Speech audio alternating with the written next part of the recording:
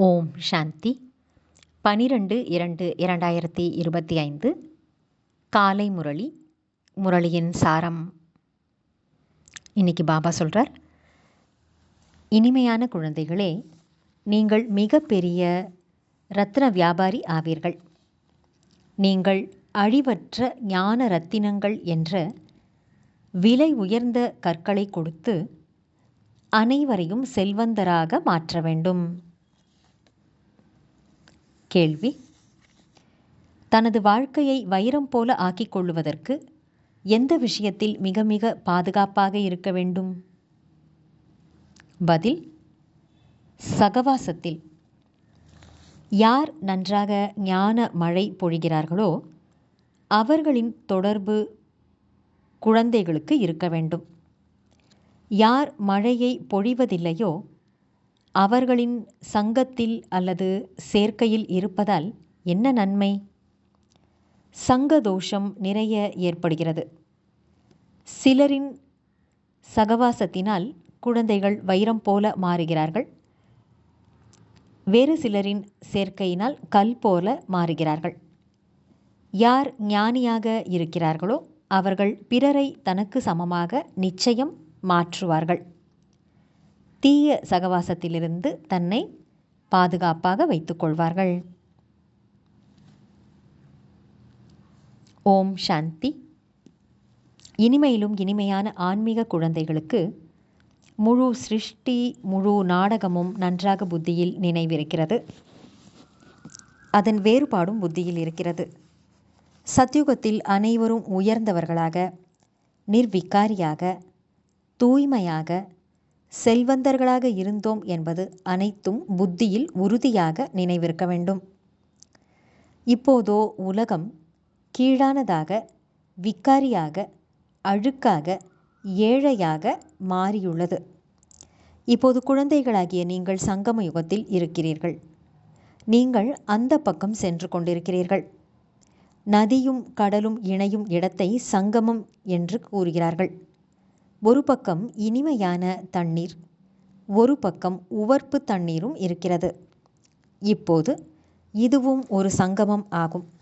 சத்யுகத்தில் லக்ஷ்மி நாராயணனின் ராஜ்யம் இருந்தது. பிறகு இவ்வாறே சக்கரம் சுழல்கிறது என்று நீங்கள் அறிவீர்கள். இப்போது இருப்பது சங்கம யுகமாகும். கலியுகத்தின் கடைசியில் அனைவரும் துக்கம் நிறைந்தவர்களாக இருக்கிறார்கள். இதற்கு முள்காடு என்று சொல்லப்படுகிறது. சத்யுகத்திற்கு தோட்டம் என்று பெயர். இப்போது நீங்கள் முள்ளிலிருந்து மலராக ஆகிக் கொண்டிருக்கிறீர்கள். இது குழந்தைகளாகிய உங்களுக்கு நினைவிருக்க வேண்டும். நாம் எல்லையற்ற தந்தையிடமிருந்து சொத்தை அல்லது ஆஸ்தியை அடைந்து கொண்டிருக்கின்றோம். இது புத்தியில் நினைவிருக்க வேண்டும். 84 பிறவிகளின் கதை முற்றிலும் பொதுவானது. இப்போது 84 பிறவிகள் முடிவடையப் போகிறது என்பதை நீங்கள் புரிந்து கொள்கிறீர்கள். இப்போது நாம் சத்யுக தோட்டத்துக்கு சென்று கொண்டிருக்கிறோம் என்பது உங்கள் புத்தியில் பசுமையாக நினைவிருக்கிறது. இப்போது நம்முடைய பிறப்பு இந்த மரண உலகத்தில் இருக்கக்கூடாது. நம்முடைய பிறப்பு அமர உலகத்தில்தான் இருக்க வேண்டும். சிவபாபாவிற்கு அமர்நாத் என்று கூறுகிறார்கள். அவர் நமக்கு அமர கதையை கூறிக்கொண்டிருக்கின்றார். அங்கே நாம் சரீரத்தில் இருந்தாலும் அமரர்களாக இருப்போம்.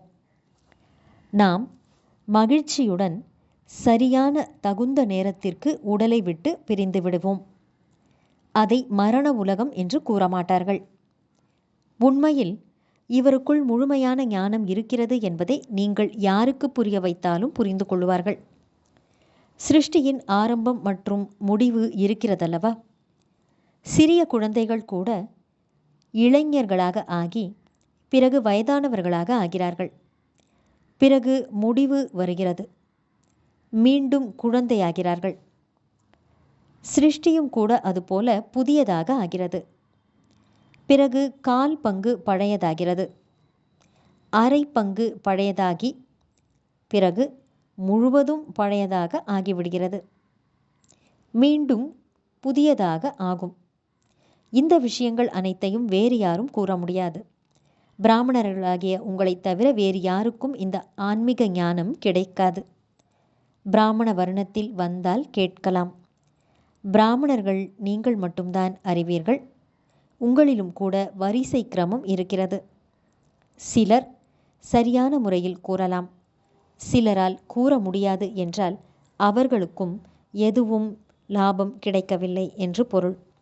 இரத்தின வியாபாரிகளை கூட பாருங்கள். சிலரிடம் கோடிக்கணக்கான அளவிற்கு சரக்கு இருக்கிறது. சிலரிடமோ 10,000 ரூபாய்க்கு கூட சரக்கு இருக்காது. உங்களிலும் கூட இவ்வாறே இருக்கிறார்கள். ஜானகி தாதிஜியை பாருங்கள். இவர் நல்ல இரத்தின வியாபாரி. இவரிடம் விலைமதிப்பற்ற இரத்தினங்கள் இருக்கின்றன. யாருக்கு வேண்டுமானாலும் கொடுத்து நன்கு செல்வந்தராக ஆக்கலாம். சிலர் சிறிய இரத்தின வியாபாரிகளாக இருக்கிறார்கள். அவர்களால் அதிகமாக கொடுக்க முடியவில்லை என்றால் குறைந்த பதவியைத்தான் அவர்கள் பெறுவார்கள். நீங்கள் அனைவரும் இரத்தின வியாபாரிகள் ஆவீர்கள். இதுவோ அழிவற்ற ஞான இரத்தினங்களின் வியாபாரம் ஆகும். யாரிடம் நிறைய நல்ல இரத்தினங்கள் இருக்குமோ அவர்கள் பணக்காரர்களாகிறார்கள். மற்றவர்களையும் அதுபோல மாற்றுவார்கள். அனைவரையுமே நல்ல வியாபாரிகள் என்று சொல்ல முடியாது. நல்லது. தாரணைக்கான முக்கியமான சாரம். 1. பாபா என்ன சொல்லிக் கொடுக்கிறாரோ அந்த படிப்புக்கு பிரதிபலனாக அழகான மனமுள்ள ரோஜா பூக்களாக ஆகி காட்ட வேண்டும். கடினமாக உழைக்க வேண்டும். ஒருபோதும் ஈஸ்வரிய குலத்தின் பெயரை கெடுத்துவிடக்கூடாது. யார் ஞானி மற்றும் யோகியாக இருக்கிறார்களோ அவர்களுடைய சேர்க்கையில் இருக்க வேண்டும். 2. நான் என்ற உணர்வை தியாகம் செய்துவிட்டு அகங்காரம் அற்றவராக ஆகி ஆன்மீக சேவையை செய்ய வேண்டும். இதை தன்னுடைய கடமை என்று புரிந்து கொள்ள வேண்டும். அகங்காரம் படக்கூடாது. வரதானம். வீணானவற்றையும் கூட சுபமான பாவனை மற்றும் சிரேஷ்டமான பாவனையின் மூலம் மாற்றிவிடக்கூடிய உண்மையான மறுபிறவி எடுத்தவர் ஆகுக. விளக்கம். பாப்தாதாவின் ஸ்ரீமத் என்னவென்றால், குழந்தைகளே, வீணான விஷயங்களை கேட்காதீர்கள், பேசாதீர்கள், சிந்தனையும் செய்யாதீர்கள். எப்பொழுதும் சுப பாவனையுடனே சிந்தனை செய்யுங்கள், பேசுங்கள். வீணான விஷயங்களையும் சுப பாவனையுடனேயே கேளுங்கள். பிறர் மீதும் சுபமான எண்ணங்கள் உள்ளவராகி உங்கள் பேச்சின் தன்மையை மாற்றிவிடுங்கள். எப்போதும் உயர்ந்த பாவனையை வையுங்கள். தன்னை மாற்றிக்கொள்ளுங்கள். பிறர் மாற வேண்டுமென்று நினைக்காதீர்கள். சுய மாற்றம்தான் பிறர் மாற்றம் ஆகும்.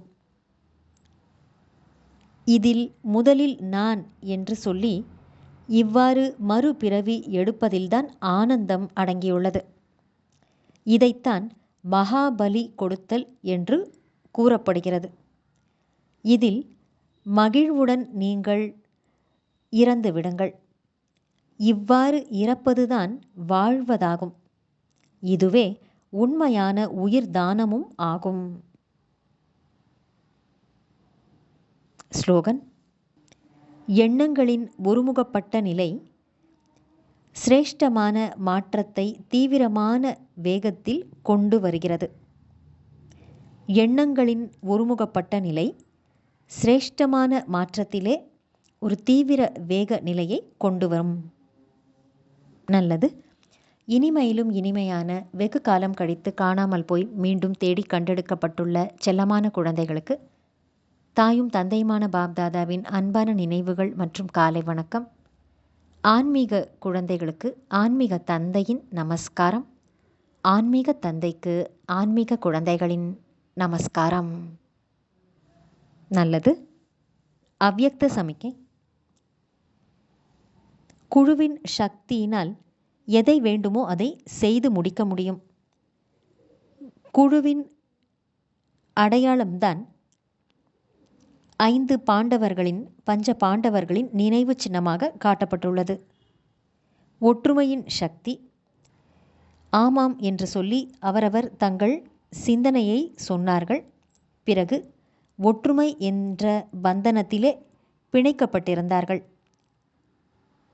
இந்த ஒற்றுமைதான் வெற்றிக்கான சாதனம் ஆகும். நல்லது. ஓம் சாந்தி.